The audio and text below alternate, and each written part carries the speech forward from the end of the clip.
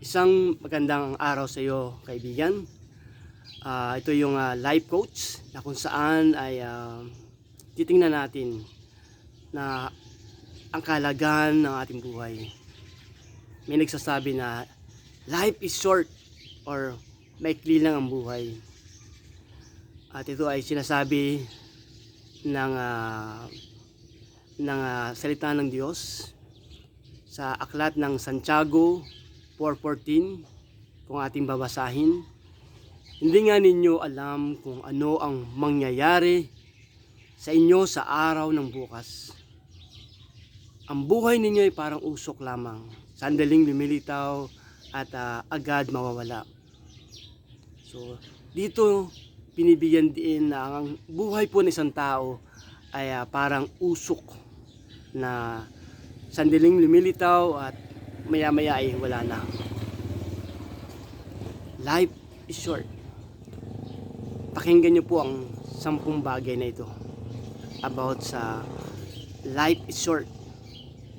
Una, ang buhay ay maikli para magalit, sa halip maghanap na lamang ng kapayapaan. Pangalawa, ang buhay ay maikli para maging inggitero or inggitera. Sa halip, maging kontento na lamang. Pangatlo, ang buhay ay maikli para maging sakim.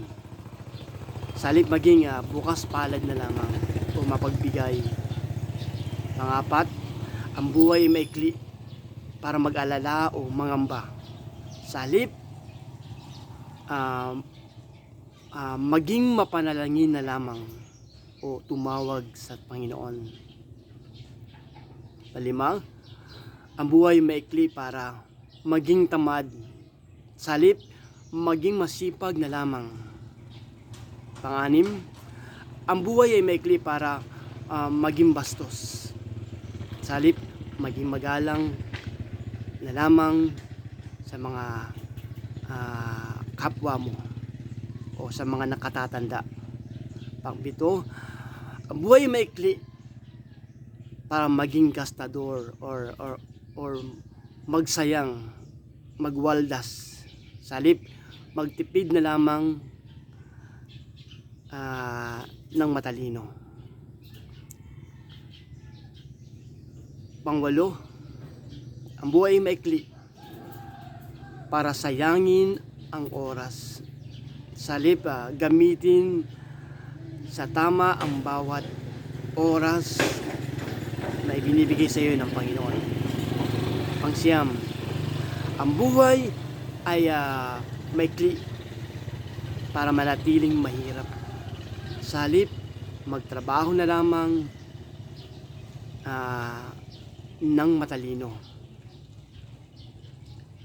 Pangsampo, ang buhay ay maikli para maging kuripot o sakim. Sa halip, pagpalain na lamang ang iba. Be a blessing sa iyong lugar. So, hanggang dito lang po. Ito po ang inyong life coach, Kuya Jeff. Hanggang sa muli. Pagpalain ka ng Diyos sa araw nito.